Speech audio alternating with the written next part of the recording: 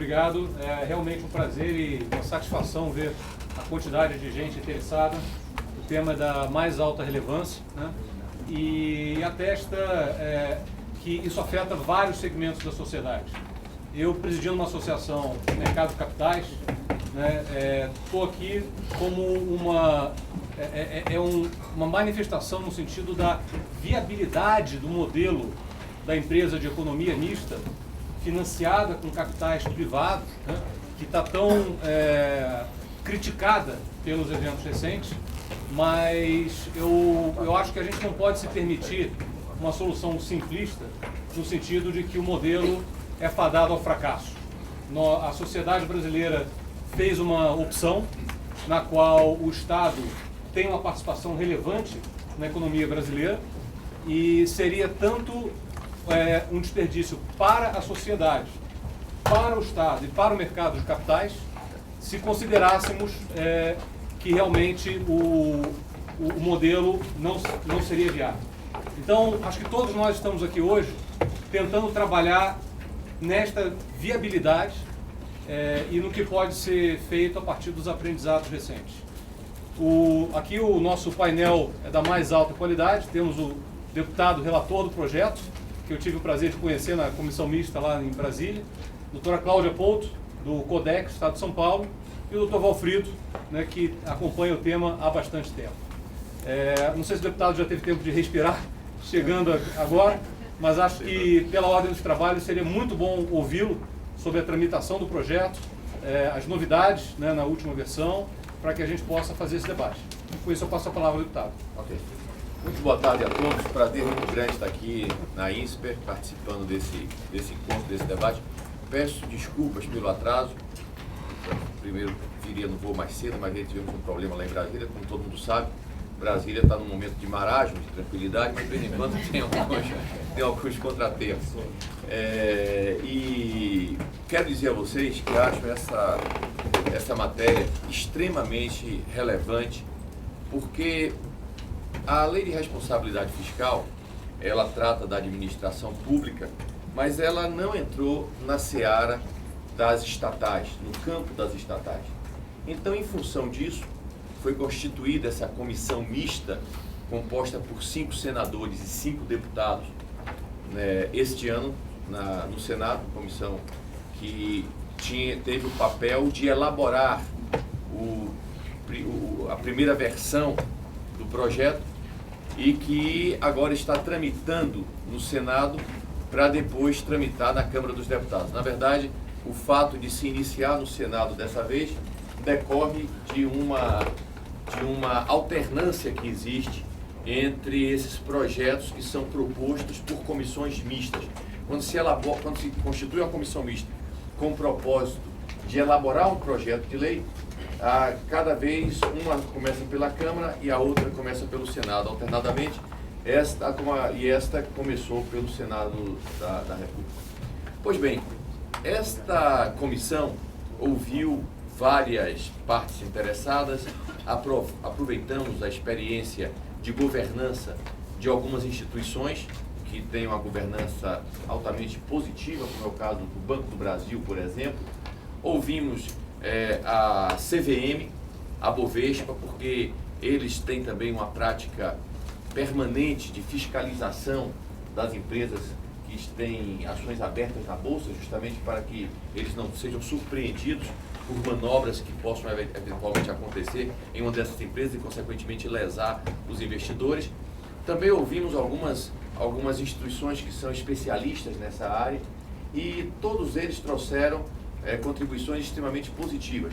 Também ouvimos exemplos negativos, até para aprender com os erros, como foi o caso de ter nos reunido com a Petrobras para avaliar essa situação. Eu estive na Petrobras, tivemos alguns encontros na Petrobras, já com essa nova gestão do Dr. Bendini à frente da empresa, e nós também debatemos esse assunto no âmbito da Petrobras.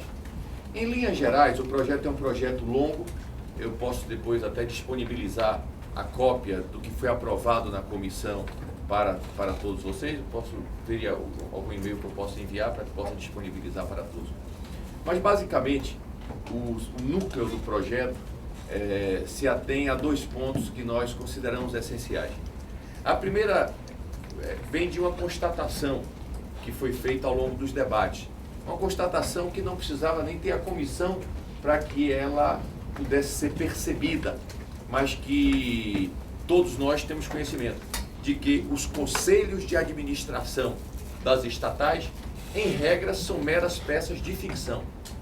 Então, nos conselhos de administração, que seria justamente aquele órgão superior à administração da empresa, que deveria estar ali para fazer uma fiscalização efetiva sobre os atos da empresa, ele de fato não exerce essa função. Algumas vezes, a nomeação de uma figura para o conselho de administração cumpre o papel de complementar salários. Um ministro de Estado, às vezes o doutor Joaquim Levy, um diretor do Bradesco, extremamente competente, um homem que tinha um salário naturalmente maior do que a média nacional no Bradesco, e ao ser chamado para ir para o Ministério da Fazenda, aí se fala, olha, mas tudo bem, vou botar você em tal e qual conselho, para que o salário de ministro, que é aproximadamente igual ao de deputado, hoje o salário líquido da gente é em torno de R$23 mil. Então o salário do diretor do Bradesco, que é muito mais, o pessoal geralmente bota algumas outras em vários conselhos de administração para complementar salário. Isso é muito ruim, porque você imagine que um ministro da Fazenda, com tantos afazeres, certamente ele não terá a capacidade de avaliar cada um dos itens daqueles problemas que vão ser tratados nas reuniões do Conselho. Muito embora, outro dia, eu tenha citado esse exemplo em uma plateia, e alguém me disse assim, olha, o senhor está completamente correto, absolutamente correto, só que este fato não se aplica ao doutor Levy. Com certeza ele vai ficar sem dormir, mas ele vai chegar lá conhecendo tudo.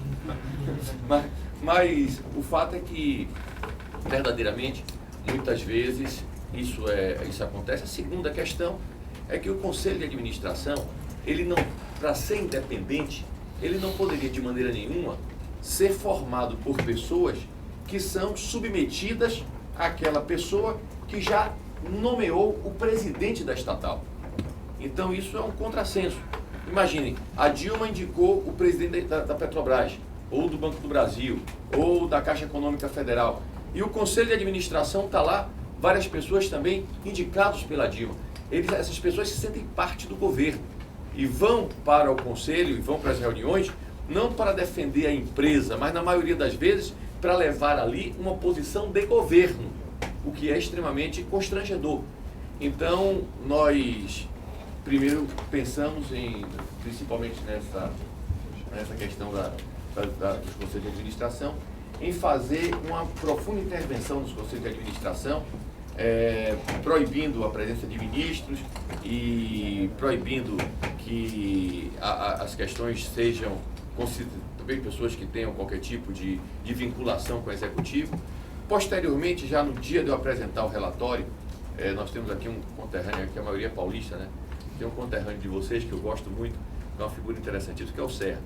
O Serra dorme pouco e geralmente ele trabalha mais à noite. Então ele liga assim, eu estava lá fechando o relatório fechei o relatório meia-noite.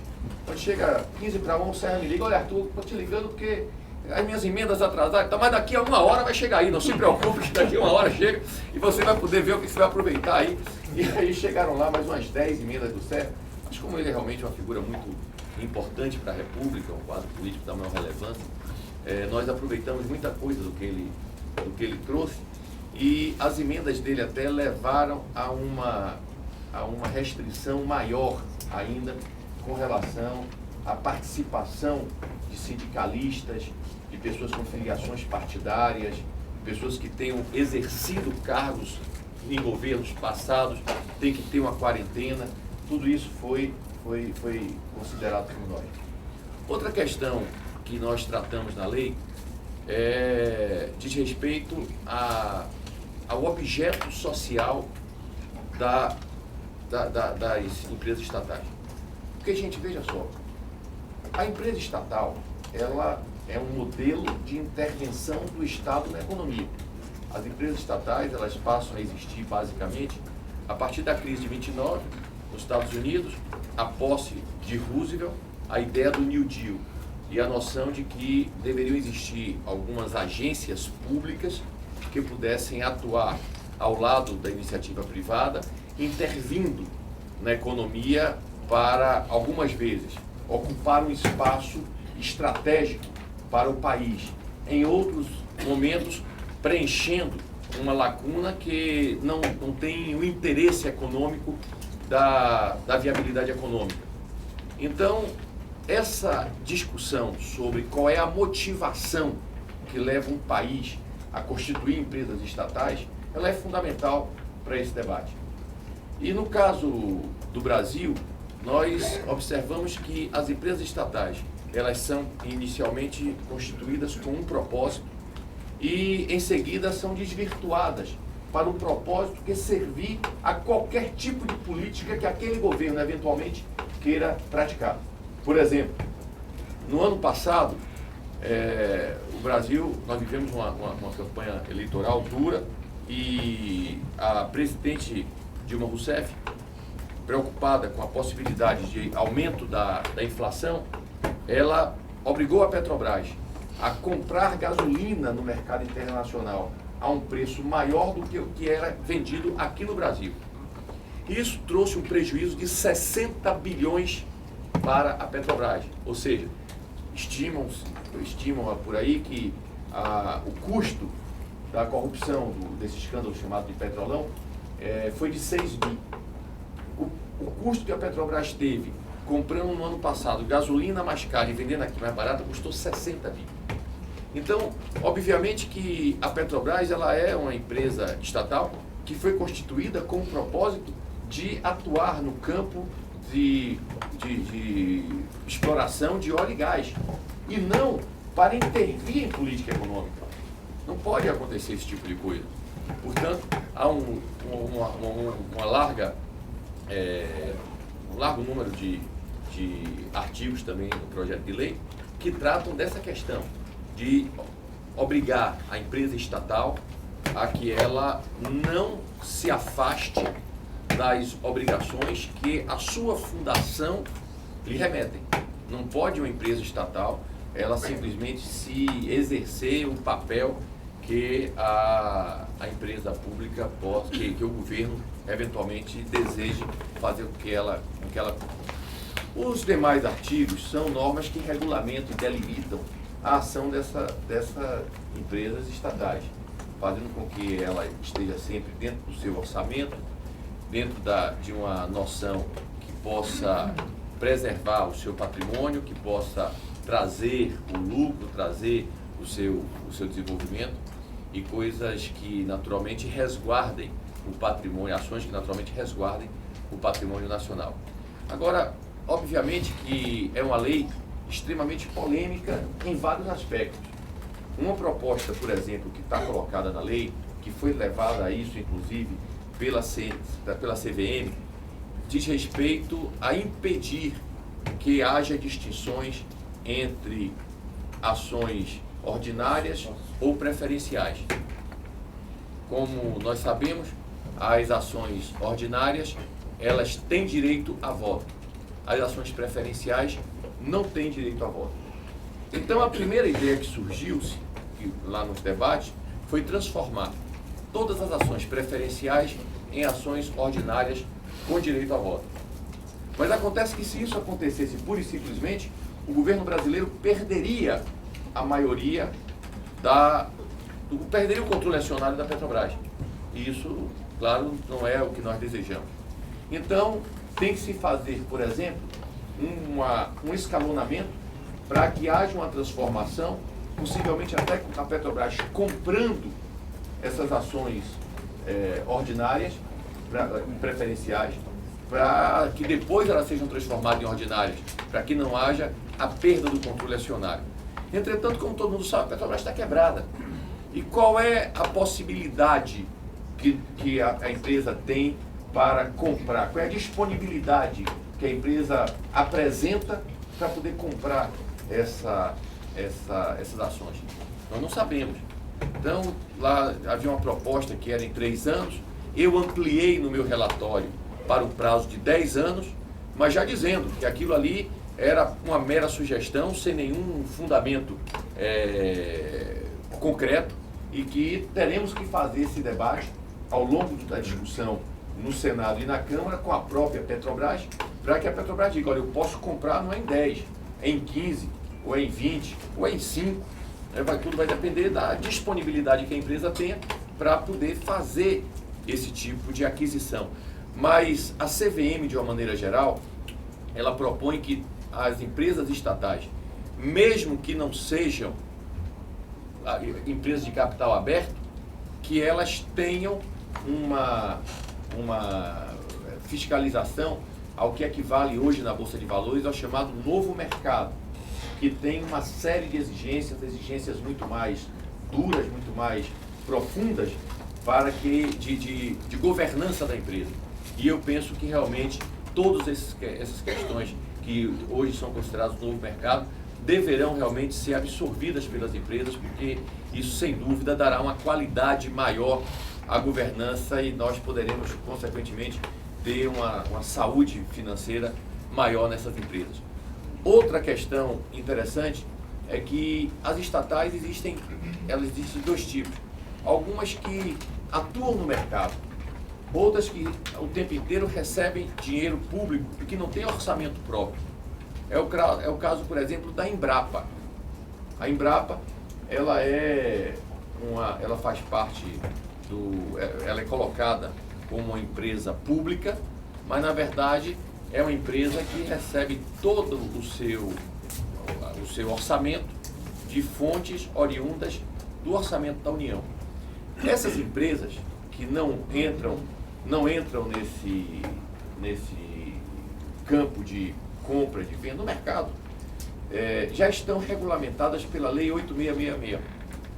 E nós entendemos, nos debates que foram feitos lá na comissão, nós avaliamos que a fiscalização que a empresa tem em função da 8666 é muito mais severa do que a fiscalização que nós poderemos propor às empresas que estão no mercado. Porque, de qualquer maneira, a gente não pode agir olhando apenas para a crise de corrupção que está acontecendo na Petrobras. Nós não podemos engessar a empresa de forma que ela fique inviável de atuar na concorrência com outras empresas privadas. E esse é o grande desafio da lei. O grande desafio da lei é esse. É um limbo.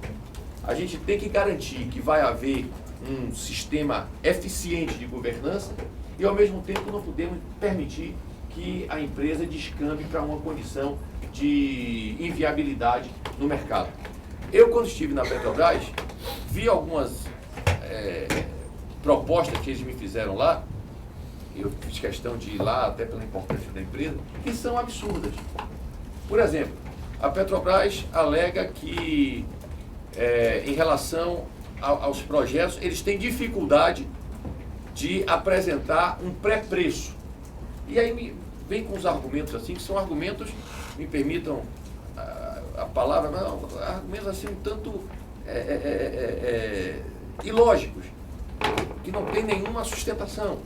Por exemplo, nós não podemos apresentar um preço, porque a mesma coisa, deputado, isso a pessoa que estava discutindo comigo, a mesma coisa de você chegar numa agência de automóvel e dizer, olha, eu tenho 50 mil reais para comprar um carro, qual é o carro que eu tenho para me vender?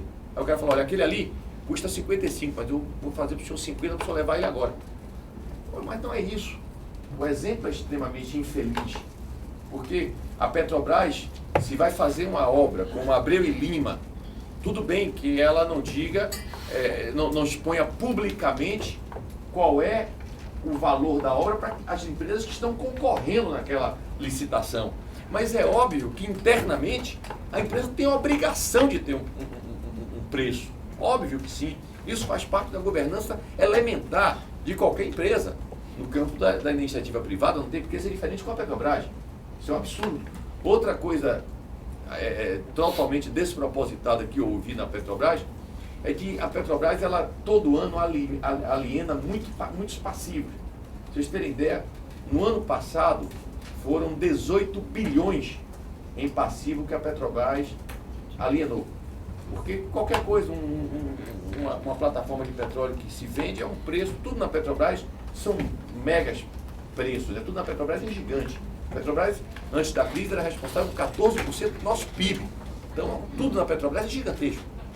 Então, eles fazem essa alienação. E aí, eles não querem fazer essa alienação de maneira pública, porque eles alegam que existe a questão da estratégia comercial da empresa. Por exemplo, vai vender um poço de petróleo em determinado lugar, mas não quer vender para uma determinada concorrente. Então, eles só chamam para participar para oferecer as propostas de compra algumas empresas que não atrapalhariam os negócios dele em outros campos, ou seja, que dentro de uma composição estratégica da concorrência que a empresa tem no mercado internacional. Isso é compreensível, mas não dá para continuar a se fazer as alienações na Petrobras da maneira como estão sendo feitas. Então, já fui aqui chamado a atenção 2 vezes aqui pela outra que está coordenando o tempo, mas em linhas gerais era isso que nós queríamos colocar e naturalmente estamos abertos aqui a ouvir as perguntas. Muito obrigado.